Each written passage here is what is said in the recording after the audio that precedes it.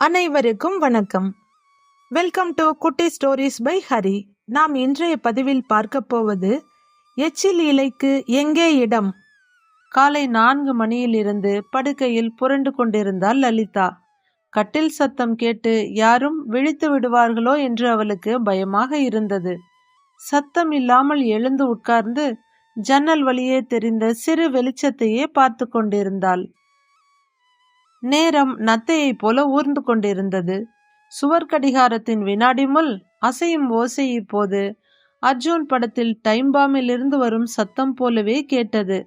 சரியான உயிரை கண்டுபிடிக்கும் முன் சினிமா படங்களில் அர்ஜுன் பதைப்பதை போலவே லலிதாவிற்கும் பரிதவிப்பாக இருந்தது.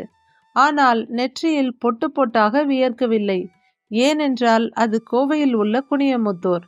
அவர்கள் வீடு இருந்ததும் சற்று குளிர்ச்சியான ஏரியாதான். கடைசியாக ஒரே ஒரு முறை தன் மகளிடம் கேட்டு பார்க்கலாமா என்று யோசித்தாள் லலிதா. ஒத்துக்கொள்வதற்கு நிறைய வாய்ப்பு இருக்கிறது. அடிமேல் அடி வைத்து சத்தமில்லாமல் மெல்ல நடந்து சென்ற லலிதா தன் மகள் சசி தன் பேரன் பிரசாந்துடன் உறங்குவதை பார்த்தாள். வேண்டாம், நாளை அவள் பள்ளிக்கு செல்ல வேண்டும். இன்று ஞாயிற்றுக்கிழமை. ஆகவே இன்று ஒரு நாள் விடுமுறை. இன்னும் கொஞ்ச நேரம் தூங்கட்டும் எண்ணிய லலிதா மறுபடியும் சத்தமில்லாமல் வந்து தன் நாடாக்கட்டிலில் அமர்ந்து கொண்டாள். இப்போது வானத்தில் இருந்த மேகங்கள் சற்று விலகி நிலா பிரகாசமாக தெரிந்தது. அதன் அருகில் இருந்த ஒரு நட்சத்திரம் மிக பிரகாசமாக இருந்தது. அன்று ஒரு நாள் ஊட்டி ட்ரிப் செல்வதற்காக 5 மணிக்கு எல்லோரும் கண் விழித்திருந்தனர். முதல் நாளே இட்லிக்கு மாவு அரைத்து வைத்திருந்தாள் லலிதா. அனைவருக்கும் இட்லி ஊற்றி குளிருக்கு இதமாக மிளகாய் சட்னி அரைத்து கொண்டிருந்தாள். அமாவாசைக்கு இன்னும் சில நாட்கள் இருந்தது. தெரிந்து கொண்டிருந்த பிறை நிலவில் இருந்து சற்று தூரத்தில் வைரக்கல்லாய் ஒரு நட்சத்திரம். ஜன்னல் வழியே அதை பார்த்த லலிதா, இதைத்தான் விடியலை குறிக்கும் விடிவெள்ளி என்று அப்பா சொல்வார் என்று சொன்னாள். ஆனால் அவள் அதை சத்தமாக சொல்லிவிட்டாள் போல. உள்ளே வந்த அவளுடைய பேரன் பிரசாத், பாட்டி, விடிவெள்ளினா என்ன என்று கேட்டான். விடியற் காலையில் வரும் நட்சத்திரம் என்று லலிதா சொல்ல, எது, அதோ தெரிகிறதே அதுவா என்று கேட்டான் பேரன் பிரசாத். ஆமாம் என்று லலிதா தலையசைக்க, பாட்டி, அது நட்சத்திரமே இல்லை, அது ஒரு பிளானட். அதன் பெயர் வீனஸ் என்று ஒரு கிளாஸ் எடுத்து விட்டான். யார் என்ன சொன்னாலும் லலிதாவிற்கு அது நட்சத்திரம்தான், விடியலை குறிக்கும் நட்சத்திரம். ஆனால் இன்று அந்த நட்சத்திரத்தை பார்க்க லலிதாவுக்கு மிகவும் பயமாக இருந்தது. ஏனென்றால் பொழுது விடிய போவதை உறுதிப்படுத்துகிறதே. கதவிற்கு வெளியே மரங்கள் காற்றில் அசைந்து கொண்டிருந்தன. அதே போல லலிதாவின் மனத்திலும் எண்ணங்கள் முன்னும் பின்னுமாக உலவிக் கொண்டிருந்தன. மனம் சட்டென்று 26 வருடங்களுக்கு பின்னோக்கி சென்றது. தன் மகள் சசிரேகாவை சத்தியமூர்த்திக்கு திருமணம் செய்து கொடுத்த அந்த நாள் கண்ணில் வந்தது. திருமணம் செய்து கொடுத்த 4வது மாதமே கர்ப்பமாக இருக்கும் மகளுக்கு உதவி செய்வதற்காக மகள் வீட்டுக்கு வந்தவள்தான். லலிதாவுக்கு ஒரு மகள், 2 மகன்கள். முதல் மகனின் பெயர் விக்னேஷ், 2வது மகன் ஸ்ரீநாத். சசிரேகா 3வதாக பிறந்தவள். முதலில் மகள் சசிரேகாவுக்குத்தான் திருமணம் செய்தனர். மகளுக்கு திருமணம் செய்த 2வது மாதமே விக்னேஷுக்கு திருமணம் செய்துவிட வீட்டுக்கு வந்த மருமகளிடம் அனைத்து பொறுப்புகளையும் விட்டுவிட்டாள். பெரிய மகனுக்கு திருமணமான ஒரே வாரத்தில் மகள் வீட்டுக்கு வந்த லலிதா ஒரு சில நாட்கள் தவிர மீதி எல்லா நாட்களும் மகள் வீட்டில்தான் இருந்தாள். மகளுக்கு முதலில் ஒரு பெண் குழந்தை பிறக்க தர்ஷினி என்று பெயரிட்டு ஆசையாக கொண்டாடி கொண்டிருந்தனர். பேத்தி தர்ஷினியின் முதல் வருட பிறந்தநாள் கொண்டாட்டத்துக்கு பிறகு சில நாட்களிலேயே லலிதாவின் கணவர் உடல்நலம் குன்றிவிட ஒரு 15 அல்லது 20 நாள் அவருடன் ஆஸ்பத்திரியில் இருந்தார் லலிதா. டாக்டர்கள் ஒன்றும் செய்ய இயலாது என்று கையை விரித்துவிட வீட்டுக்கு வந்த 2வது நாளே இறைவனடி சேர்ந்தார் அவளுடைய கணவர் மாணிக்கம். கடைசி மகனும் ட்ரெயினிங்கிற்காக வெளியூரில் தங்கிவிட இப்போது மகள் வீடு அவளுடைய இடமாகி போனது. பொறுத்து பார்த்த விக்னேஷும் அவன் மனைவியும் இனி லலிதா இங்கு வருவதற்கு வாய்ப்பு மிக குறைவு என்று உணர்ந்தனர். அதனால் நல்ல வேலையில் இருந்த விக்னேஷ் அவன் மனைவியின் பெற்றோரின் வீட்டுக்கு அருகிலேயே இடம் வாங்கி வீடு கட்டிக்கொண்டு லலிதா குடியிருந்த வாடகை வீட்டை காலி செய்துவிட்டு போய்விட்டான். 2 வருடம் முடித்து வேலைக்கு சேர்ந்த ஸ்ரீநாத்துக்கு உடனடியாக திருமணம் செய்துவிட அவன் தன் மனைவி ஜெயாவுடன் வேறொரு வீட்டை வாடகைக்கு எடுத்துக்கொண்டு சென்று விட்டான். இப்போது லலிதாவிற்கு கிட்டத்தட்ட எல்லா கடமைகளும் முடிந்து போனது போலதான் தோன்றியது. பெரிய மகன் விக்னேஷ் அம்மா செலவு என்று கேட்டால் தேவையான பணத்தை கொடுப்பான். அவளுடைய மருத்துவ செலவுக்கு தயங்காமல் கொடுத்து விடுவான். மகள் வீட்டில் இருந்து 6 மணி நேரம் பயணம் செய்தால்தான் மூத்த மகன் வீட்டுக்கோ அல்லது இளைய மகன் வீட்டுக்கோ போக முடியும். பெரிய மகன் வீட்டிற்கு லலிதாவின் தேவை சுத்தமாக இல்லை. அதனால் லலிதா அங்கு செல்லும்போது ஒரு விருந்தாளியைப் போலவே நடத்தினர். வருடத்திற்கு 1 முறையோ 2 முறையோ தன்னுடைய சின்ன மகன் வீட்டுக்கு சென்று வருவாள் லலிதா. மீதி நேரமெல்லாம் தன் மகள் வீட்டிலேயே அவளுக்கு சரியாக இருந்தது. பேத்தி தர்ஷினி பிறந்து 2 ஆண்டுகள் கழித்து பேரன் பிரசாத் பிறந்தான். ஒரு தனியார் பள்ளியில் ஆசிரியராக வேலை பார்த்த தன் மகள் சசிரேகாவிற்கு எல்லா வகையிலும் உதவியாகவும் உறுதுணையாகவும் இருந்தாள் லலிதா. தினமும் பேத்தி பேரன் இருவரையும் பள்ளிக்கு தயார் செய்து தன் மருமகனுடன் அனுப்பி வைப்பது, வீட்டில் சமையல் செய்வது என்று அனைத்தையும் பார்த்து கொள்வது லலிதாதான்.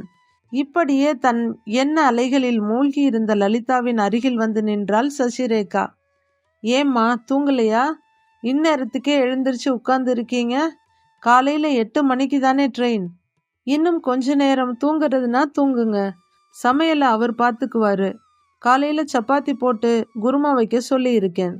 நாம் ட்ரெயினில் போய் சாப்பிட்டுக்கலாம். திருச்சிக்கு போனதும் முதல்ல தர்ஷினி வீட்டுக்கு போயிட்டு அதுக்கப்புறம் நான் உங்களை கொண்டு வந்து ஸ்ரீநாத் வீட்டில் விட்டுடுறேன். சாயந்தரம் ட்ரெயினை பிடிச்சி நான் வீட்டுக்கு வந்தாதான் நாளைக்கு ஸ்கூலுக்கு போக முடியும். பிரசாத்துக்கு வேற நாளைக்கு ஏதோ ப்ராக்டிக்கலாம் என்று சொன்னவள் கையில் பிரஷோடு அங்கிருந்து நகர்ந்தாள். லலிதா இப்போது தயக்கத்தை உதறி தள்ளிவிட்டு மகளிடம் கேட்க நினைத்தாள்.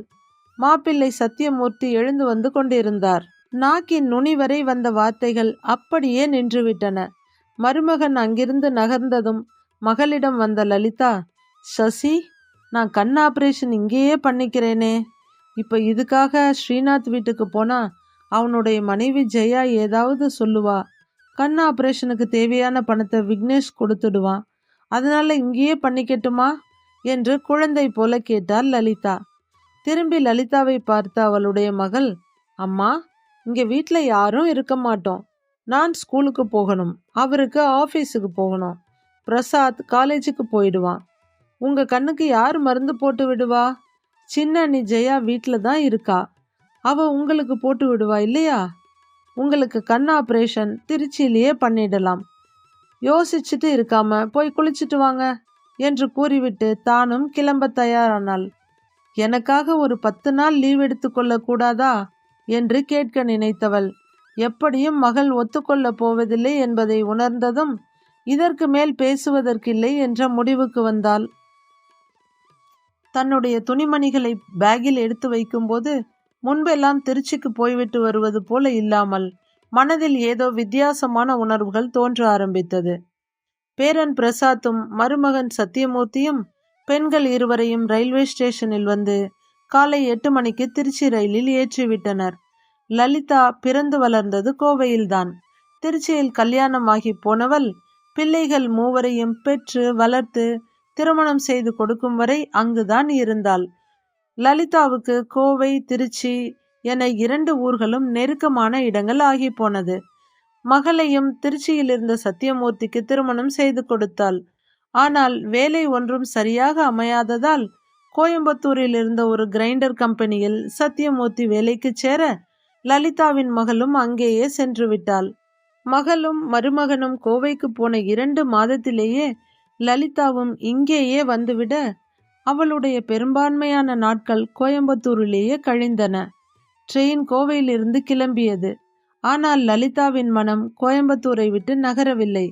அவளுக்கு விருப்பம் இருக்கிறதோ இல்லையோ அவள் திருச்சிக்கு போய்தான் ஆக வேண்டும். மகள் கொடுத்த சப்பாத்தியை சாப்பிட ஆரம்பித்தவளின் விரல்கள் அதிலேயே கோலம் போட்டு கொண்டிருந்தன. அம்மா, இப்போ சாப்பிடலைன்னா மத்தியானம் தர்ஷினி வீட்டுக்கு போய் தான் சாப்பாடு. என்று சசிரேகா சொல்லிக் கொண்டிருக்க லலிதாவின் மனம் தன் பேத்தி தர்ஷினியை நோக்கி சென்றது. அவளை பெற்றது மட்டும்தான் சசிரேகாவின் வேலை. அவ்வப்போது நினைத்து கொண்டால் அவளுக்கு விதவிதமான மேக்கப் போட்டு போட்டோ எடுத்து கொண்டிருப்பாள். மற்றபடி அவளை வளர்த்தது முழுக்க முழுக்க லலிதாதான். வேலைக்கு செல்வதற்காகவே பிறந்தது போல போய்கொண்டிருக்கும் மகளோ அல்லது தன் மருமகனோ பேத்திக்கு திருமணம் செய்வார்கள் என்ற நம்பிக்கை லலிதாவிற்கு துளியும் இல்லை. ஆகவே தன் பேத்தி டிகிரி முடித்தவுடன் திருச்சிக்கு வந்தவள் இருக்கும் அத்தனை திருமண தகவல் நிலையங்களிலும் பதிவு செய்துவிட்டு தினம் குறைந்தது 10 பேருக்காவது போன் செய்து விசாரித்து விடுவாள். ஏற்கனவே மணப்பெண் பற்றாக்குறை கடுமையாக இருக்க பேத்திக்கு நல்லதொரு மாப்பிள்ளையை பிடித்து விட்டாள் லலிதா. பேத்திக்கு திருமணம் ஆகியதிலிருந்து மகள் வீட்டிலிருந்து பேத்தி வீட்டுக்கு ஷிஃப்ட் ஆகி இருந்த லலிதா பேத்திக்கு வளைகாப்பு செய்து தன் மகள் வீட்டுக்கு கூட்டி வரும் வரை பேத்தியுடனேயே இருந்து கண்ணும் கருத்துமாக கவனித்து கொண்டாள். குழந்தை பிறந்து 3 மாதத்தில் தர்ஷினி திருச்சிக்கில் உள்ள தனது வீட்டுக்கு போக அவளுடனேயே திருச்சிக்கு போயிருந்தாள் லலிதா.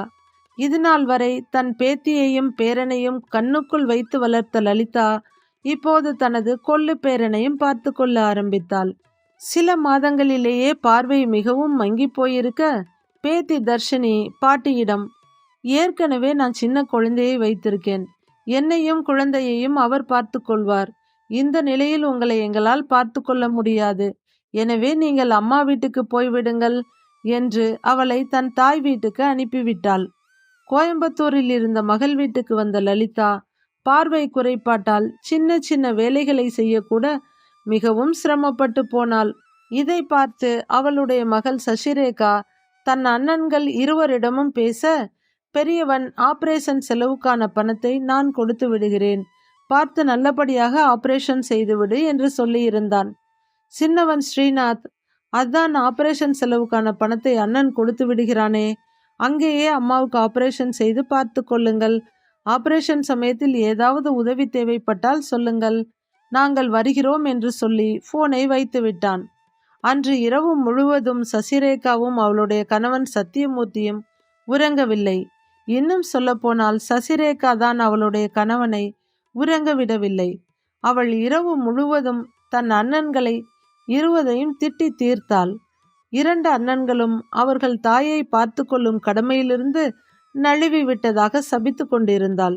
சத்தியமூர்த்திக்கு ஏற்கனவே லலிதா இங்கு இருப்பதில் பெரிதாக விருப்பமில்லை. வரட்டும் போகட்டும், ஆனால் முழுமையாக மகள் வீட்டிலேயே இருப்பது அவ்வளவு நன்றாக இல்லை. மகன்கள் இல்லைன்னா பரவாயில்லை, ஒருத்தனுக்கு 2 பேர் இருக்காங்க, ஆனாலும் உங்க அம்மா எப்ப பார்த்தாலும் இங்கேதான் இருக்காங்க என்ற சத்தியமூர்த்திக்கு எப்போதும் குறை இருந்து வந்தது. ஆனாலும் அவனுடைய கருத்து அவன் மனைவியிடம் எடுபடாது. அதனால் இப்போதும் எந்த கருத்தும் சொல்லாமல் தான் உண்டு தன் வேலையுண்டு என்று இருந்தான். 1 மாதம் முழுவதும் மாறி மாறி பேசியவர்கள் கடைசியில் லலிதாவிற்கு திருச்சியில் கண் ஆபரேஷன் செய்து இளைய மகன் வீட்டில் விட்டுவிடுவது என்ற முடிவுக்கு வந்தனர். அந்த முடிவின்படிதான் இப்போது லலிதா திருச்சி போகும் ரயிலில் போய்கொண்டிருக்கிறாள். தர்ஷினியின் கணவன் அவர்களை அழைத்து செல்ல வந்திருந்தான். தன் மாமியார் சசியிடம் முதலில் எங்கு செல்ல வேண்டும் என்று கேட்க, அவள் தன் பேரன் ரித்தேஷை முதலில் பார்க்க விரும்புவதாக சொல்லவும் அவர்கள் இருவரையும் தன் வீட்டிற்கு அழைத்து சென்றான். ஒரு விசேஷ வீட்டில் இருந்து கொண்டு வந்திருக்கப்பட்ட பிரியாணியை அனைவரும் சாப்பிட்டனர். 1 மணி நேரத்துக்கு பிறகு கிளம்பலாமா என்று அம்மாவிடம் கேட்டாள் சசிரேகா. பாத்ரூம் போய்விட்டு வருவதாக சொன்ன லலிதா எழுந்து நிற்க முடியாமல் தடுமாறி சரிய சாப்பிட்டது அனைத்தும் வாந்தியாக வந்தது. பயந்து போன மூவரும் உடனடியாக லலிதாவை ஆட்டோவில் ஏற்றிக்கொண்டு லலிதாவின் சின்ன மகன் ஸ்ரீநாத் வீட்டுக்கு அழைத்து சென்று விட்டனர். அம்மா தன் தங்கையின் கையை பிடித்து கொண்டு நடந்து வருவாள் என்று நினைத்து கொண்டிருந்தான் ஸ்ரீநாத். ஆனால் தூக்கி வரப்பட்ட அம்மாவை பார்த்து அதிர்ந்து போனான்.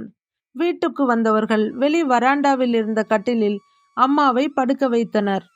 ஸ்ரீநாத், அம்மாவை பார்த்துக்கோ, ஒரு நாள் ரெஸ்ட் எடுத்தாங்கன்னா சரியாயிடும், கொஞ்சம் உடம்பு சரியானதுக்கு அப்புறம் கண் ஆபரேஷனுக்கு கூட்டிக்கிட்டு போங்க. சரி பார்த்துக்கோ, நான் நாளைக்கு ஸ்கூல் போக வேண்டும் என்று சசிரேகா கிளம்ப அவளுடைய மகளும் மருமகனும் அவளுடனேயே கிளம்பிவிட்டனர். ஸ்ரீநாத்திற்கு என்ன செய்வது என்றே புரியவில்லை. அவனுடைய மனைவி ஜெயா வீட்டுக்குள்ளிருந்து வெளியே வரவே இல்லை. அம்மா லலிதாவோ பேச்சு மூச்சற்று கிடந்தாள். திகைப்பில் இருந்து விடுபட்ட ஸ்ரீநாத் தனது அண்ணன் விக்னேஷுக்கு போன் செய்தான். உள்ளே சென்று தன் மனைவி ஜெயாவிடம் உதவி கேட்டான். அவளோ திட்டவட்டமாக மறுத்துவிட்டாள். உங்க அம்மாவை பற்றி எனக்கு பெரிதாக எதுவும் தெரியாது. மேலும் தைராய்டு பிரச்சனையால் இவ்வளவு பெரிய உடம்புடன் நம் மகனை வளர்க்க நான் எவ்வளவு கஷ்டப்பட்டு இருப்பேன். எத்தனையோ முறை உங்கள் அம்மாவை உதவிக்கு அழைத்த போதும் உங்கள் தங்கையும் அனுப்பியதில்லை, அத்தையும் வந்ததில்லை. தர்ஷினிக்கு மாப்பிள்ளை பார்ப்பதற்காக என்ன அலைச்சல் அலைந்தார்கள். அதில் ஒரு துளியாவது என் மகன் ஆஸ்பத்திரியில் படுத்திருந்த போது செய்தார்களா? அவங்க உங்களுக்குத்தான் அம்மா, எனக்கு இல்லை. நீங்கள் பார்த்து கொள்ளுங்கள். என்னிடம் எந்த உதவியும் கேட்க வேண்டாம். உங்கள் கடமையில் நான் ஒரு நாளும் குறுக்கிட மாட்டேன் என்று சொன்னவள் அவர்களுடைய படுக்கை அறைக்குள் சென்று கதவை சாத்தி கொண்டாள். அலுவலக வேலையாக வெளிமாநிலத்தில் குடியிருந்த விக்னேஷால் அடுத்த நாள்தான் வர முடிந்தது. வந்தவன் எதை பற்றியும் யோசிக்காமல் தன் அம்மாவை உடனேயே ஒரு நல்ல மருத்துவமனையில் சேர்த்து சிகிச்சை அளித்தான். 2 நாள் சிகிச்சைக்கு பிறகு டாக்டர் இனி லலிதாவின் மீதி நாட்கள் படுக்கையில்தான் என்று தெளிவாக கூறிவிட்டார். வேறு வழியின்றி லலிதா ஸ்ரீநாத்தின் வீட்டிற்கு அழைத்து செல்லப்பட்டாள். லலிதாவின் பெரிய மருமகள் இடையில் ஒரு முறை பழங்களோடு வந்து மாமியாரை பார்த்துவிட்டு சென்றாள். அடுத்த நாள் சம்மந்தியை பார்க்க வந்த ஜெயாவின் அம்மா நலம் விசாரிப்புகளை முடித்துவிட்டு வீட்டுக்குள் சென்றாள். எழுந்திருக்க முடியாத வயதான பெண்ணை வராண்டாவில் போட்டு வைத்திருப்பது சங்கடமாக இருக்கிறது என்று மகளிடம் சொல்லிக் கொண்டிருந்தாள். அதற்கு அமைதியாக ஜெயா சொன்ன வார்த்தைகள் லலிதாவின் காதில் தெளிவாக வந்து விழுந்தன. ஜெயா தன் அம்மாவிடம் கேட்டாள், அம்மா, உனக்கு எத்தனை பிள்ளைகள் என்று. இதை கேட்ட ஜெயாவின் அம்மா சாவித்ரி திகைத்து போனாள். இது என்ன கேள்வி என்பது போல மகளை பார்த்தாள். ஆனாலும் மகள் முகம் சீரியஸாக இருப்பதை பார்த்தவுடன் நீ ஒன்று, உன் அண்ணன் ஒன்று என்று கூறினாள். நீ ஏன் என்னுடனேயே தங்கியிருக்கவில்லை? இத்தனைக்கும் நான் தைராய்டு பிரச்சனையால் எவ்வளவு சிரமப்பட்டு கொண்டிருக்கிறேன் என்று கேட்டாள். நான் எப்படி உன்னுடன் முழுவதுமாக வந்து தங்கியிருக்க முடியும்? ஏதோ வருடத்துக்கு 2-3 முறை வரலாம். மற்றபடி நான் உன் அண்ணன் குடும்பத்தையும் பார்க்க வேண்டும் அல்லவா என்று கேட்க, இதைத்தான் நான் உன்னிடமிருந்து கேட்க நினைத்தேன் அம்மா. என் மாமியார் எந்த கஷ்ட நேரத்திலும் எங்களுடன் இருந்ததில்லை. எங்களுக்கு மிக அவசியமாக உதவி தேவைப்பட்ட நேரங்களிலும் ஒரு உதவியும் செய்யவில்லை. இப்போது திடீரென்று எனக்கு எப்படி பாசம் வரும்? நான் எப்படி பார்த்து கொள்வது? நான் திருமணமாகி வருவதற்கு முன்பிருந்தே என் மாமியார் என்னுடைய நாத்தனார் வீட்டில்தான் இருக்கிறார். அவளுடைய வீட்டை பார்த்து கொள்ள, அவளுடைய பிள்ளைகளை வளர்க்க என்று எல்லாவற்றையும் செய்ய எனது மாமியார் தேவைப்பட்டார். இப்போது அவர்கள் வீட்டில் கிட்டத்தட்ட எல்லா காரியங்களும் முடிந்துவிட்டன. என் நாத்தனாரின் மகளுக்கு திருமணம் ஆகிவிட்டது. தர்ஷினிக்கும் ஒரு குழந்தை பிறந்துவிட்டது. இனி என் மாமியாரால் அவர்களுக்கு எந்த வரவும் கிடையாது. அதே போல எந்த பிரயோஜனமும் இல்லை. என் மாமியார் அவர்களுக்கு எச்சில் இலைதான். அந்த எச்சிலையை தன் வீட்டு குப்பையில் போடாமல் என் வீட்டு குப்பையில் கொண்டு வந்து போட்டுவிட்டு போய்விட்டனர். அம்மா, நானும் எல்லா ஆசாபாசங்களும் உள்ள சாதாரண ஒரு மனுஷிதான். உனக்கு இந்த வயதில் இருக்கும் உடம்பு கூட எனக்கு இப்போது இல்லை. என்னை நான் பார்த்து கொள்வதே மிக பெரும் சுமையாக இருக்கிறது. இதில் நான் எப்படி இன்னொரு சுமையை சுமக்க முடியும் என்று கேட்ட ஜெயாவிற்கு என்ன பதில் சொல்வது என்று அவளுடைய அம்மாவிற்கு தெரியவில்லை. கேட்டுக்கொண்டிருந்த லலிதாவின் கண்களில் இருந்து கண்ணீர் வடிந்து காதுகளுக்குள் சென்று கொண்டிருந்தது.